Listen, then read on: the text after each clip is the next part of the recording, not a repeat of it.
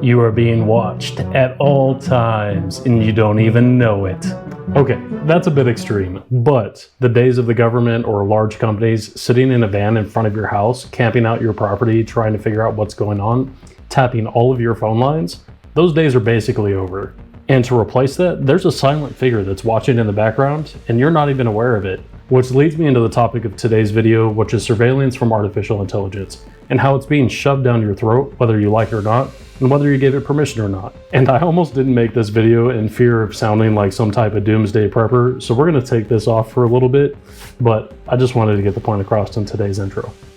Now we're going to start with the good, and I'm gonna break this down into 3 separate topics. The first one is productivity, the accessibility of knowledge is second, and third is going to be catching PDF files. And I know PDF files is not the proper term here. YouTube doesn't accept me using the other one, or they demonetize videos if I use that other verbiage. So just stick with me. You can use your imagination and see what I'm talking about. So with productivity, I've noticed in my life that creating videos or creating thumbnails, some of the stuff that I can't really afford to hire somebody for, has really helped me kind of take the next step in my YouTube channel. It's not a full replacement for any of the creativity, but it allows me to have access to things that I don't usually have access to. Now, besides YouTube videos, I've also used this for creating spreadsheets and helping me out with formulas that I don't necessarily know how to write out, or I just had challenges and they were error prone. AI has helped me just go through and fix those errors, and it's been really accurate with helping identify those. So the next thing that is good is knowledge accessibility. AI has helped really bridge the gap between inexperience or inability to learn something. So take coding for an example. Somebody without that experience can go through, ask it questions, ask for guidance, ask it to even just write you the code. And AI will get you a majority of the way there, even though it is very error prone and still needs somebody to verify and check it. So the next item is knowledge accessibility. And if you have a smooth brain like I do, having the ability to prompt information from artificial intelligence, whether it be coding, spreadsheets, anything, etc. And for now, while basically everything is still free, it's awesome. Until that gets locked behind a paywall in the future, it is a net positive in my opinion. And last but not least for the good section, and I think this is the best because it lives absolutely rent-free in my head, artificial intelligence is helping catch PDF files. Now, the way that it goes about doing that is not necessarily something that I'm a fan of. We'll save that for the end or the next couple sections. But it's going through and scrubbing the cloud, scrubbing photos that you have on your phone, and then also looking for any type of activity or chats that are related to PDF file activity. And first off, this is creepy as heck, but there is no place in society for PDF files. I think we should catch every single one of them. And maybe, just maybe, AI can bridge the gap on these Epstein files and help us find the rest of the people that are involved and should be convicted.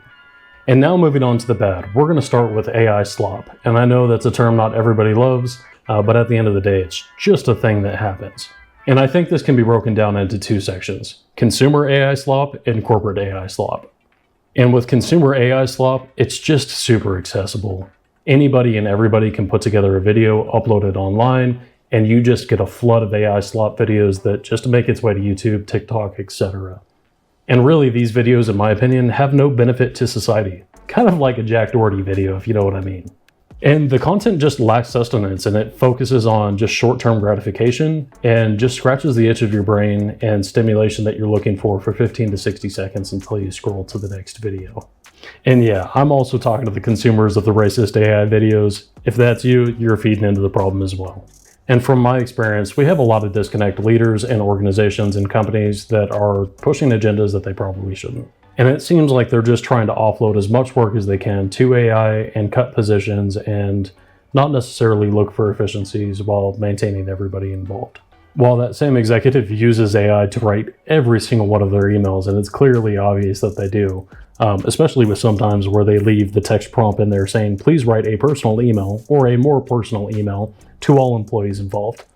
And my biggest concern is that AI is used as this turnkey solution for all problems, and it's trying to be injected in every single aspect of the business. And really, AI is great, but at this point, it's not ready to be injected into everything.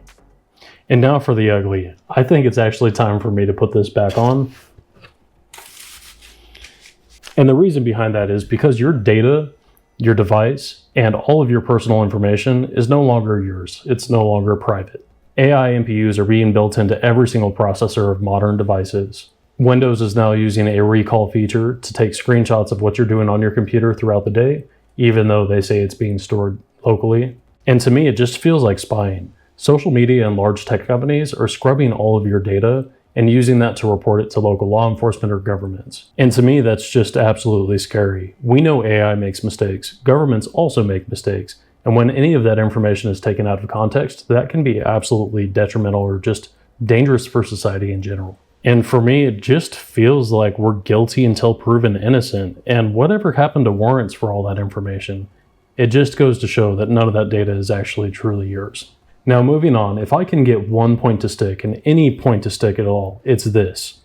AI is being sold as a one-stop shop for everything software related and more. Now imagine that you build a business, a product, and a service that you're looking to sell, and you have some success with it, right?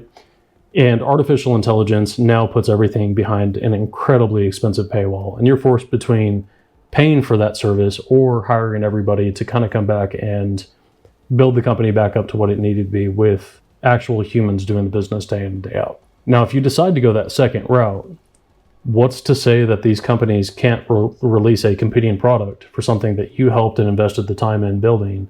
It just seems like there's a lot of control and you're giving up all of the proprietary information for what you do and how you do it. And to me, that risk is just not worth it. These companies will hold all the cards in the future, and all of our data is no longer ours, including companies and organizations. And as we all learned from Honey, if it's free, you're probably the product. And I just have no interest in being the product like that. So please be careful. And if you enjoyed this video, please like, comment, subscribe. Have a great day. Bye.